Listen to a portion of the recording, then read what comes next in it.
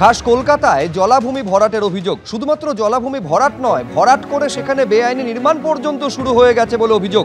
৭ নম্বর ওয়ার্ডে মেট্রোপলিটনে এই ঘটনায় সেই জলাজমি পুনরুদ্ধারের কাজ শুরু করলো পুরসভা, ভূমি ও ভূমি রাজস্ব দফতর।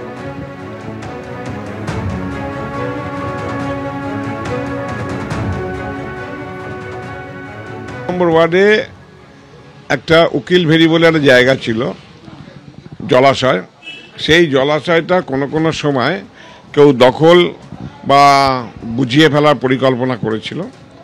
কলকাতা পুরসভার নজরে আসতেই আমরা যথারীতি এটা সংস্কার করার জন্য চেষ্টা করি এবং সংস্কার করতে গিয়ে কতিপয় ব্যক্তিত্ব এটা নিয়ে কোর্টে যায়, এনজিটিতে আমরাও যাই।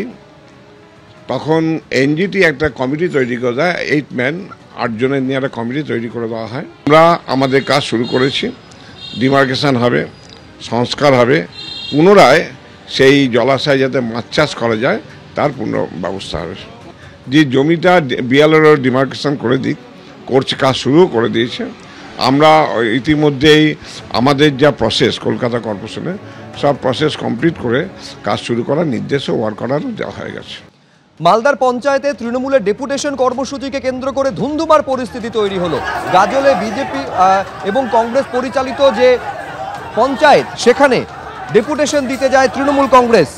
আলাল গ্রাম পঞ্চায়েত, গেট ভেঙে পঞ্চায়েত অফিসে ঢুকে তাণ্ডব শুরু করে তারা, ইট বৃষ্টি। তারপরে কি পরিস্থিতি হলো দেখুন।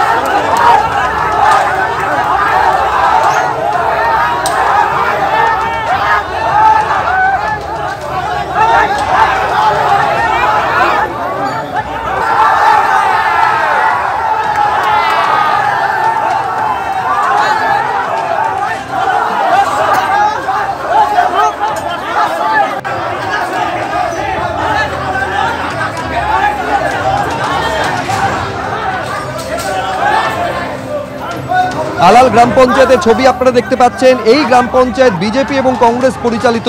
সেখানেই অভিযোগ, তৃণমূলের তরফে অভিযোগ করা হচ্ছে যে টেন্ডার দুর্নীতি। এই অভিযোগে তৃণমূলের তরফে ডেপুটেশন কর্মসূচি ছিল। গেট ভেঙে ভেতরে ঢোকা শুধু নয়, রীতিমতন তাণ্ডব চললো, ইট বৃষ্টি হলো। পাল্টা তৃণমূলের তরফে অভিযোগ করা হচ্ছে যে পঞ্চায়েত অফিসে আগ্নেয়াস্ত্র মজুত করে রাখা হয়।